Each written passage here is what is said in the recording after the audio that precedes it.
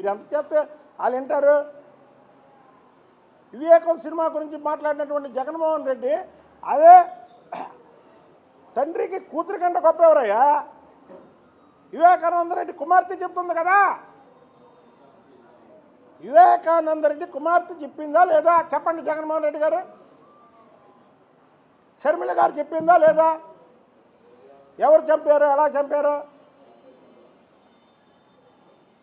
అందరూ షర్మిల గారికి జగన్మోహన్ రెడ్డికి ఆస్తులు కూడా అనుకుంటారు. కాదు, ఎందుకంటే ఆ రెండు పార్టీలకు చెందిన వ్యక్తిగా నేను చెప్తున్నా. వివేకానంద రెడ్డి వచ్చిన తర్వాతే వీళ్ళకి తేడాలు వచ్చినారే. సొంత బాబాయ్ని అలా చంపించడం కరెక్ట్ కాదని. చంపిన వ్యక్తులు ఎవరో తెలుసు, చంపించిన వ్యక్తులు ఎవరో తెలుసు, ఏ ముద్దాయిని కూడా అరెస్ట్ చేయట్లేదు అనేది అక్కడి నుంచి వచ్చిన తేడా.